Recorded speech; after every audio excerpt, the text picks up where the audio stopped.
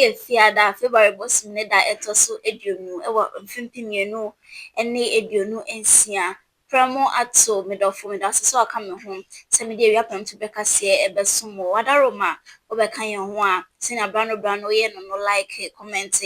pia share na face subscribe e man sem no enko nani afei se me de dolls ne munia obeti bi enie mampenya be de tre ene nsem ya to dwetwu se ese etumi ma emma akwan no mutumi edi apenyi ewo nyimeko ahodo emu Saranso so na MPP amanyoko no de election bi babehye so Nyankopon ya adoma September bosom no emu afen so yera Alban Bagbin na de atodwetwu mu se eso manga na etumi ama amanyoko bofo bi kwan no no so ebetimi ebedi oman no so sense brano no amanyoko mienu nko a na etumi edi oman Ghana yen enim insem na bika we no ho na mejira kenkan dia somo se wi apento beka se ewo RKTV eso Midday Ganu Elom, which I'm about to see me by a patience and nasi.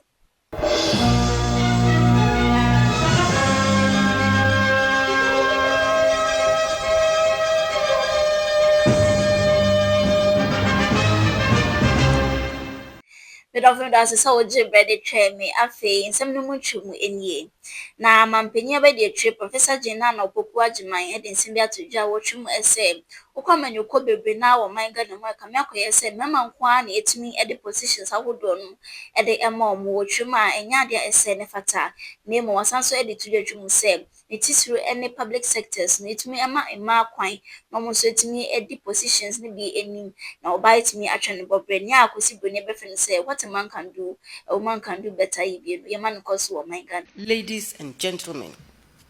I humbly urge all the women, all the female public service officers, do not yield to biases and stereotypes.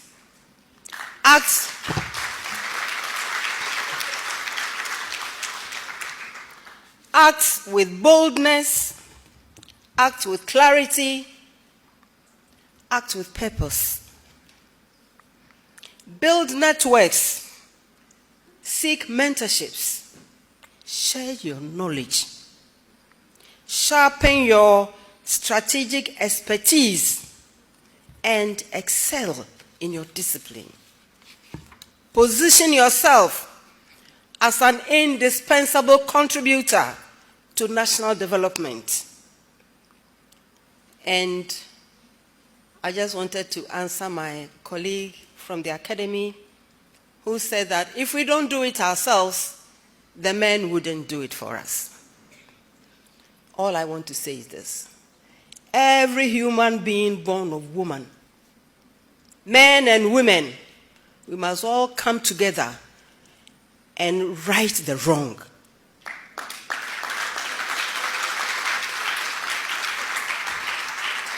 And to my females, as I said, don't be intimidated. It is not about making yourself in other people's image. It is not about your hairline. It's not about your eyebrow. It is not about the food you don't like. It is about impact. It's about staying true to the values. It's about bringing other people along with you. Yet waka no so na yejina MPP amanyoko no emu na nanu yada na amanyoko no e de abato bi hye so tumi eyi frankatuni e de ma won amanyoko no na we nam so amani no MPP san de abeto dwatwum se efi September busumi no e de kono wo de election bi e be hye so se de be obetumi eyi mpanyifo a won beka frankatuni no ano no metimi akabom ama amanyoko no etimi apem akọ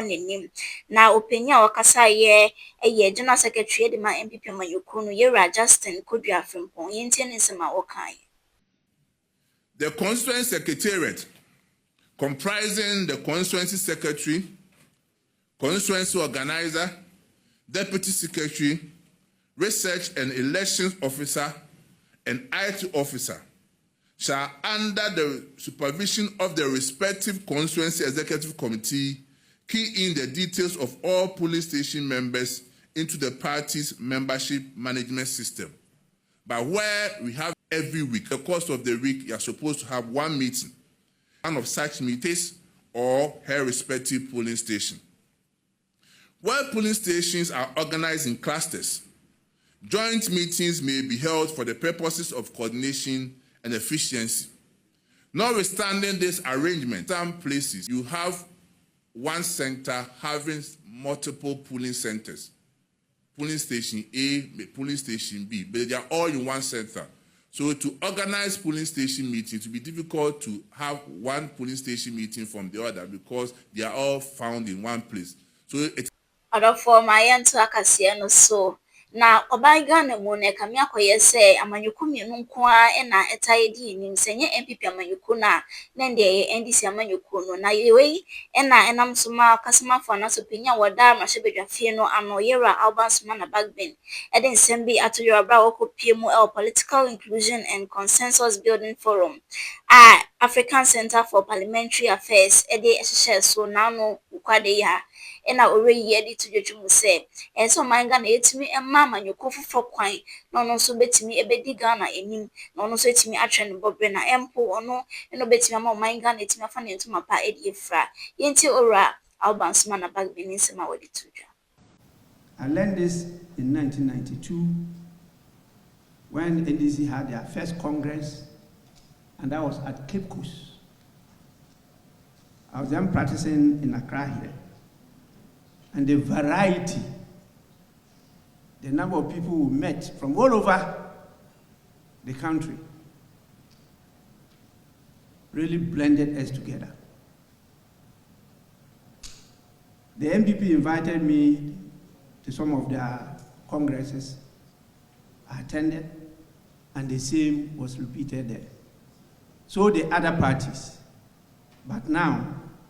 we seem to have two only strong, vibrant, surviving parties. For me, I think we need a third force.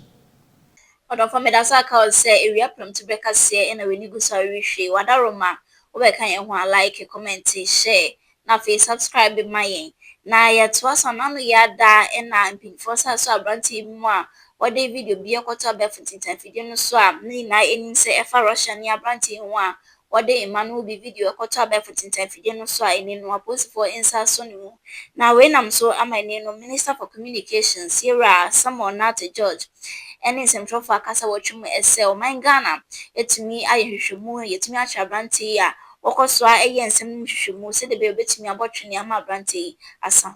A number of the ladies have formally filed complaints that are being processed by the CID, and CID is working with us to escalate this to Interpol to issue an international arrest warrant for the gentleman. And so we're leaving no stone unturned. We are also preparing through the Cybersecurity Authority to present a docket through the Police Service and Attorney General for prosecution in absentia in our courts. And so this is not a matter that is just for this press conference. We'll pursue this matter to its logical legal conclusion. And so the CID is working with us to activate the Interpol protocols to issue an international arrest warrant.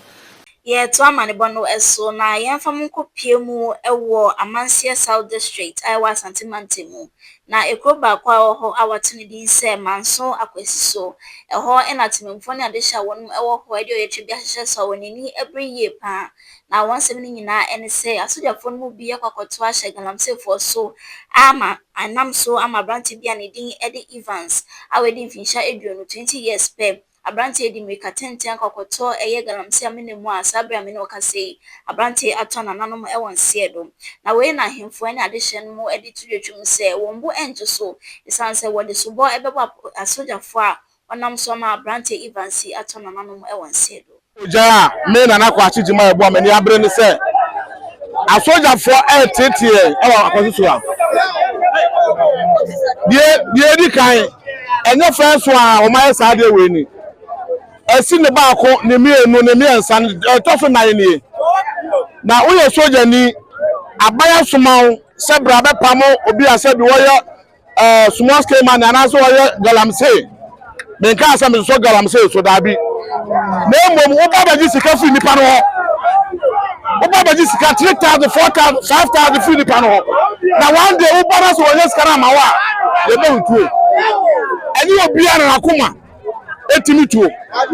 ututu a obi ha na dwe no bibi kwa betima aye da aye no bibi betima aye no abrantie ya owuye o me this year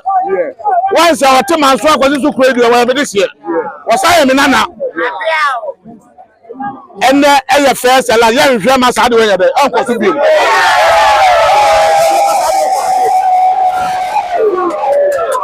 ene nyamia ni mu na me kameli abrepa many abrepa ene nyamia ka so na me ko gina nsuo no me hwe da bia na abrante ne tia abrante no mututuo ma abrante no wuyi a na me akasa me wanwa edi enti na so tutuo abansa ko pam gala me sefo abansa ko pam illegal money etuo tutu de fe etuo tutu de fe obi no nya agreement obi no nya entokwa obi anu nya entokwa wana wanse no de koda bi me ohene be so gala me sefo na mum yekum ha small scale money wa community money wa adenti a uhiye ya omu black race so na soja for man send na amode ko na ori ko o gbo ana ko ene dey o si sa black ko e no ori ko gba charge ana ko ene dey o ko to ana to ko ene dey na mi eni muni eso twafo me pese sa press conference wo ya me ye e ko Ghana be bia ye di kai ye PTC district chief executive me we am PTC regional minister me we am PTC interior minister na me we am my PTC defense minister as well as last one akwama president of Republic of Ghana oyo your man Penny John Dramani Mahama odo na last one the kwama no esa say asoja fo no ene me na kwa che media ayo ma Penny na here media ho muso media eya abranti ameka na asemi o school ni ya ko school Odofo ma yewie kase no ewo yenwanu muslimifo esum no emu na senya afia na se bra no yenwanu muslimifo mode Ramadan na hwehwe so a wode akontwe ne mpaibo etimi yedi ye ejuma no we nam so amane no chief imam ene ne mpanyifo wa betudwetwu se sa afi Ramadan no eyade a wode ahwehwe so القلب مرأة ومرتا From Bolga, we have a confirmed information about the sighting of the moon. Wali Wali, Gambaga, Paga, Golu, and Boko. These are the locations from which we have received authenticated information about the sighting of the moon. On the basis of the authenticity of this information, the Chief Imam, in his mandate as the Chief Imam of Ghana, caused this announcement to be made, confirming the moon has been sighted in Ghana, and in line with our principle to depend on our own sighting of the moon to commence Ramadan, he gives the announcement that tomorrow becomes the first day of Ramadan 2026. Ti odofo aha ene wi apem to beka se no ebejaw yen ha na ekwan ne gyan ne ede wi apem to beka se ni nyina ede esie mame bo na poso ne bi emfa ensomo na mampanyi abede tre ede atodwetwe mu se enso man Ghana etimi ama emma kwan no motimi edi o man Ghana ni manase positions awodo no ese etimi emma etwe o mobobre ewo ho Saranso so ena MPP amanyoko no ede atodwetwe mu se September bosom ne de wode abato obehye so no wetimi ede yi MPP executives Saranso so ena yera Alban Bagbin ede atodwetwe mu se oman Ghana se etimi ema kwan ema manyoko frobi etimi ebedi yenim ma memfa sedai ma boafo mo so masema mde arke kase ebesomo eno anu Grace Pentecostal Church Happy Life Adult Education na so Happy Life Media School when you know of Fankoija Hebao Estate Hills. Me a major breaking kind kase no edesum mumidin edegano elom. With the production team ni na ase na wonsa oje bread share no. Mamumo ene share enyume no se kase brebe mo a yede beba ababesum. you.